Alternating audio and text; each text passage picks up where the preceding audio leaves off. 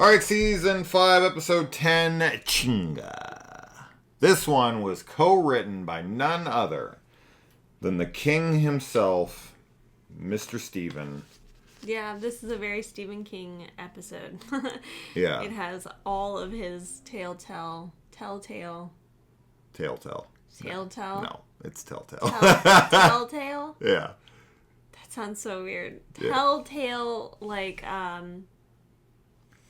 signatures. Signatures, yeah. Tropes. Tropes, yeah, tropes. Tropes is always used as like a negative word, but like, no, some people have just regular like Mike Flanaganisms with the white eyes. That's a fucking trope in his movies, and I don't hate it.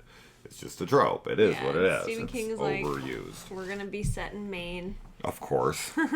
So this is the. So it's interesting because Stephen King is obviously like maybe the most famous writer ever. Yeah. At least in modern history, and he's given the chance to write the X-Files. I'm assuming he was a fan of it, so he was either called them or they called him. I have no idea which way that went. But he had the right to write whatever, right? I'm assuming with it being Stephen King, I'm sure they kind of gave him carte blanche to do whatever he wanted, to within reason, of course. Yeah, you can't kill Mulder or Scully or something insane, but and he chose to. Now maybe not. I don't know. Maybe because they're filming the movie, Mulder wasn't available. Right, so he just wrote a Scully episode, but I find it very interesting. So I think what happened here is that King thinks that taking Mulder away and having Scully as the straight man going up against an X-File while she's all alone is more interesting than having the like male counterpart hero who's there to explain things to her. He wanted her to be on her own and for her to have to like investigate it solo. That's more interesting of a character arc for him to write, I feel.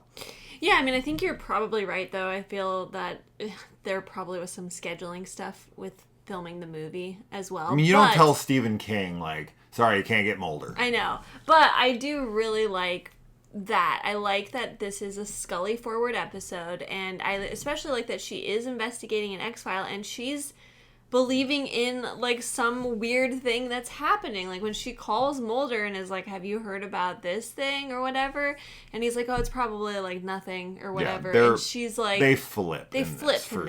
And it's very, very funny. I really love just her whole vibe in this episode, just trying so hard to be on vacation.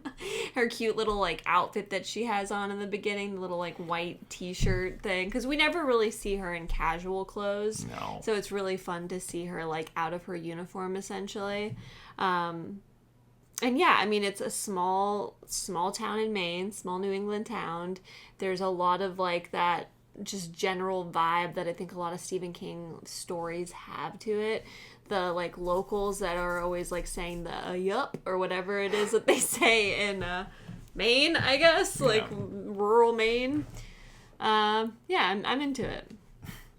So this is the Killer Doll episode. Yeah. We got a grocery store that tears itself apart. Scully walks in after some guy comes out and his eyes are bleeding. Yeah. I don't know how you make your eyes bleed without damaging your actual eyes. I mean, I guess you could tear your they were like ripping eyelids all around it. Yeah, they were ripping out their eyelids, which would bleed into your eyes. I mean, so it would be down. Yeah, but their eyelids don't look torn. I just see, like, in movies, we see people get, like, their eyes gouged and there's, like, blood coming out of them, but we can clearly see that their eyes are still fully intact, and it's like, what's bleeding? Yeah. Like, I don't know. But yeah. They pushed them back and their tear ducts burst or something? Like, I don't... Maybe. I have no idea. Like, how do your eyes bleed without damaging your eyes? And so there's this really funny gag here where, and there's kind of precedence for this because there's one episode where Someone comes over to Mulder's apartment and checks his answering machine. It's the episode with the dude. Yes, yeah. Who's posing as him. Small potatoes. And he checks the answering machine, and it's like a 1-900 number being like, "We miss you, big stud," kind of thing. And so Scully calls him, and you hear all this like moaning in the background, like he's watching porn. And then he like covers it up by being like, "Oh, I'm watching a video of bee swarms." Yeah. And we're like, "What?" Yeah, he really is watching porn. I don't believe it. And then he gets up and he walks over and he turns off the TV, and we get a flash second of he's actually watching swarm videos. There's no way. The noises, like the moaning and stuff, it's like men and women. That's not what you sound like when you're getting swarmed by bees. How would you know? I know. Mm-hmm. I would be screaming. Yeah. It's funny, though. Well, some people find it orgasmic, I guess. Yeah, it is really Maybe funny. the toxin is, like, orgasmic. No. No? Well, that's the X-File. Yeah, people are getting swarmed and they're having orgasms. That's a weird one. I do like her reaction. Well, sure. She's like, "What are you watching?" So, she obviously thinks he is watching porn. Yeah, of course. Of course you would think so, right? But this always happens. Anytime that they try to go off and do anything away from each other. Yeah, it's like an X-File finds one of them. Scully did the same thing when she met the dude with the tattoo. Yeah, exactly. Mulder's done it a few times as well, like many times. Mm-hmm. With the vampire chicks and I like, there's also a reference to Chucky in this episode, too, because she's trying to talk to Mulder about killer dolls, and he's like Chucky? Yeah. Or maybe she says it. One of them says Chucky. I think it's him. Yeah.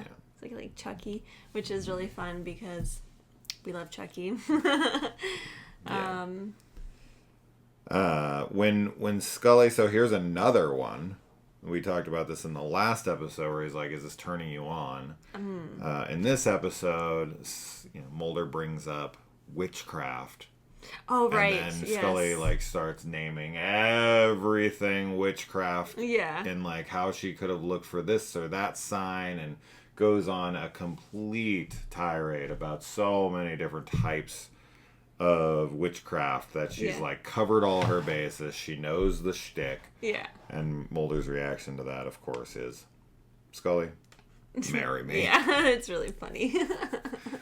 So, and she says, I think she says, "I was looking for something a little more helpful." Why she would know all of that, though, I don't really know, because she researches it for Mulder. Yeah, I guess that's the explanation. Because, she's not into that kind of stuff, but they've been together for, 5 years. So I guess, at this point, she would be like, "I know a lot about these subjects because I've had to look into them." So, yeah. We got a chick who gets her hair stuck in a blender. Oh, yeah. That's pretty brutal. Smoothie blender. The little girl in this is really creepy, and what about that doll? But the doll is creepy too. "I want to play." I know. It's the most evil doll, killer doll thing. It says a few different things throughout, but "I want to play" is what it says most of the time.